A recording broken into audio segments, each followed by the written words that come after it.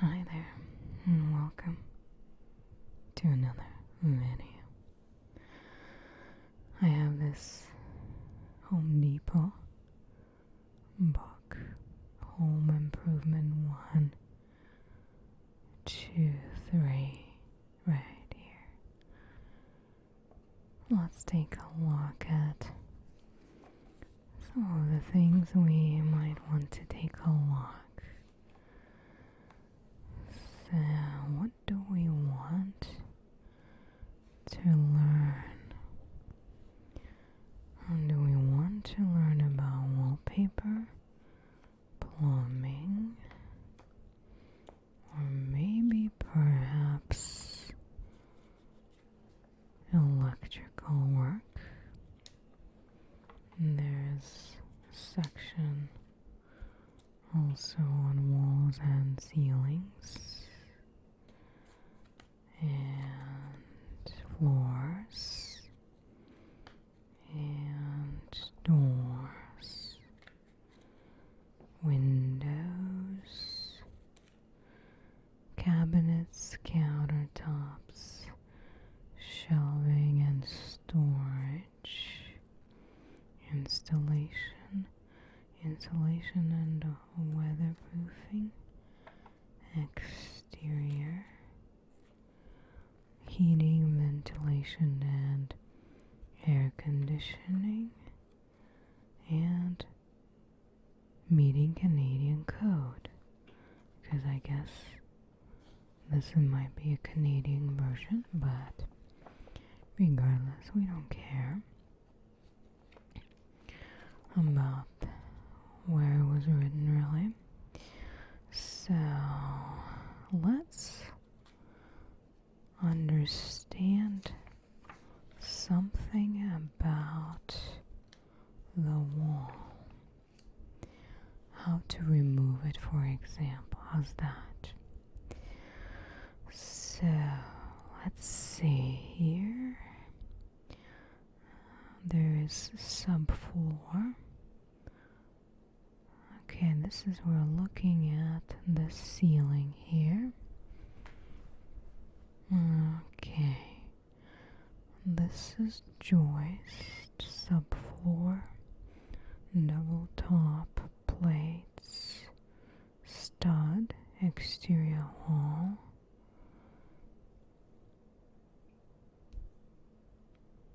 single top plate. It's a double, single. Okay.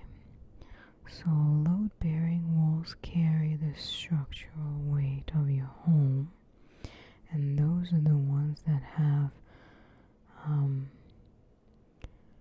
2 layers of framing lumber, so 2 double top plates. So this wall would be a load-bearing wall. Load-bearing walls include all adjacent exterior walls and any interior walls that are aligned above support beams or positioned to support ceiling or floor joist, lap joints. So the partition walls are not that are not load bearing. There's interior walls that are not load bearing. They have a single top plate, and any interior wall that is parallel to floor and ceiling joists is a partition wall. Okay. A wall perpendicular to the joist can be either load-bearing or partition wall. A load-bearing will be aligned above a support beam. A partition most likely won't be. Okay. Alright, now that we know that, let's switch to some other educational stuff about the wall. Door openings in load-bearing walls need a header to provide adequate support. So here we have a door, and this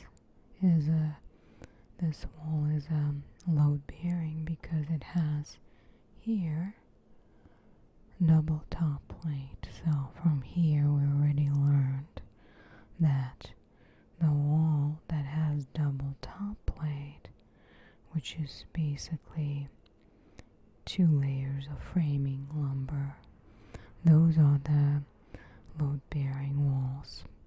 And in this it says the door openings in those load-bearing walls need a header. So this is a header right above the door. Headers are a sandwich with a 2x4 stock on the outside and plywood on the inside. The header is supported by jack studs that run down to the floor. Short studs called cripples, they run between the header and the top plate of the wall. These are cripple studs. And all exterior doors are in load-bearing walls, as are some interior doors. Non-load-bearing walls have headers made of single 2x4s mounted horizontally. Okay, so this one obviously is a load-bearing wall with a header, and there are cripple studs for additional support, I guess. Now we have the same situation with windows. Window opening also have headers because windows are in exterior walls, which are always load-bearing. They have built up headers consisting of 2x4 sandwiched around a piece of plywood. So there is 2x4, 2x4, and a piece of plywood. The header is supported by jack studs, just like we saw here, right? And the rough sill below is supported by cripple studs. So here, whereas with the door we only had it cripple studs above, here we've got them above and also below. Then another thing is all walls that are taller than 8 feet need fire blocks, and some local codes require fire blocks on shorter walls. So fire blocks basically prevent fire from traveling up the wall. Cut 2x4s to fit between the studs and stagger them to make nailing easier. Okay, now floor joists span the entire width of a house. So it's so often impractical to make them out of a single length of wood, lapping them as shown here. So there are two that are overlapping solves the problem. The wall below the lap is always load-bearing, as is the wall above it. Okay. Floor joists. Okay. Very interesting. I did not know a lot of that actually. Alright, so removing the wall. First remove the trim. So remove it at the doorway, driving a pry bar, which is this, between a stud and the baseboard with a hammer. Here's probably the stud, and this is the baseboard. Okay, work your way down the wall, prying at every stud, and then pull the board loose by hand. Door and window trim is nailed into the studs, usually with a double row of nails. Pry at each nail until the trim is loose and then remove by hand. And if you are going to reuse the trim, remove the nails. Yeah, okay. And cutters remove nails quickly and cleanly. Pinch the nail at the board and roll the cutters sideways to pull the nail part way out. Okay, but if you are throwing the trim away, bend the nails over so that nobody accidentally steps on one. Now it's time to open up the wall. So if you are removing part of the wall, start by drawing a line centered on the first stud that will remain on each side of the opening.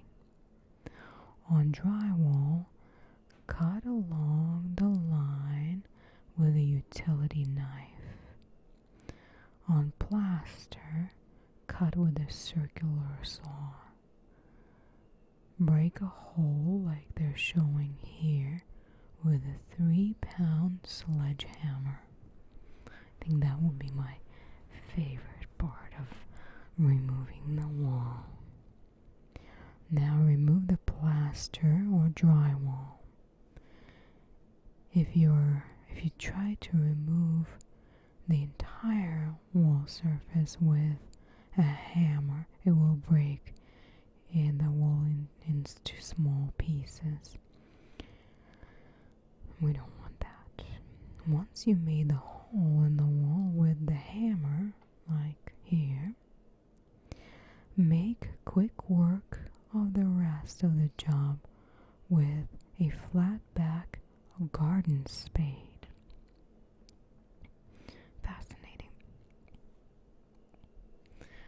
Okay. Then step number 5, to remove studs, cut through the middle with a handsaw or reciprocating saw, like here. And that's right. To remove the top plate, and we learned already that the top plate is right on, indicates that it's a load bearing wall. So to remove the top plate, well, if it's a double top plate only, if it's a single top plate, it probably is a partition wall, non-load bearing. To remove the top plate, first make 2 cuts about 3 inches apart through it.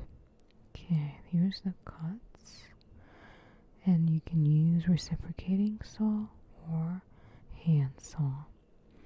Knock the cut section away with a pry bar and hammer, and then pry down the remaining length of the top plate with a pry bar, and work slowly so that you don't damage the ceiling beneath the plate, which will be visible in the new room. Remove a 3-inch wide section of sole plate. Same type of technique. And sole plate is basically right at the bottom of the wall. Okay. Alright. Now there are a couple of notes here that we are going to focus on. First of all, plaster dust may be dangerous. All plaster may contain anything from horsehair to asbestos, so protect yourself with goggles and a proper dust mask. A simple sanding mask won't do. Ask for a HEPA mask, and when you vacuum up the dust, use a shop vac with a HEPA filter. So another thing is behind the scenes. Removing a wall means also removing the pipes and wiring in it. So make sure obviously you turned off the power.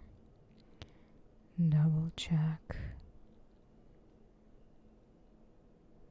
And double check that you do that before removing any outlets or switches. Pull the cable through the floor, wall, or ceiling as needed to remove. Make sure to cap the wires with those wire nuts and tape them in place with electrical tape. Cut any other cables and pull them out of the wall. Remove enough of the jacket to expose a couple of inches of wire. Cap and tape them too. Same thing with pipes. Copper and smaller plastic pipes carry water. Black iron pipe carries gas, and larger diameter pipe is a drain pipe. Interesting. Okay. Good to know. Now, if you want to build a partition wall, there's a whole section about that. But let's see how we can install. Let's see how we can finish the drywall. And that's a tough one too. So once you put up the drywall, you need to cover screw or nail heads with joint compound. And to do that, you trowel on it with a 6-inch drywall knife. Add enough compound to fill the dimple left by the screw and level the compound with the knife. Alright. If a screw is missed, the stud, it will eventually work its way out. So take it out now and fill the hole. And the second step is to put some drywall compound on the 6-inch knife. Okay. Starting at the top of the wall, rest one end on the blade on the raised part of the corner bead and the other end on one of the walls like he's shown here, and then draw the knife along the wall toward the floor, applying compound to the corner. Okay. Working with the 6-inch knife, fill the trove created by the bevels with joint compound. Okay, and then once the compound is in, and cover the seam with a single piece of tape. Starting in the center of the wall, hold a 6-inch knife so that it bridges the tape and is at a slight angle to the seam. Draw along the wall, applying enough pressure to embed the tape and also remove excess joint compound. And leave just enough compound under the tape edges to hold them in place. About 1/32 inch, very thin. And then when you reach the corner, go back to the middle of the wall and work to another corner. Alright, applying the first coat in corners, thin layer of joint compound, fold a strip of drywall paper, tape in half by pinching the strip and pulling it between your thumb and forefinger. Position the end of the folded tape strip at the top of the corner joint. And then start at the top of the room and draw the knife along one of the walls. Then you apply the second coat after letting the first coat dry and applying and smoothing the third coat. And that one is thinned with water to the consistency of mayonnaise to the screw holes, seams, and outside corners. Okay, apply that with a 12-inch knife, feathering the edges 2 inches beyond the second coat. And then use a damp sponge to smooth out any of the irregularities. Fascinating, right? Well, we learned so much today about the wall and finishing the drywall. I hope you found this relaxing and you enjoyed it just a little bit. Take care of yourself and goodbye.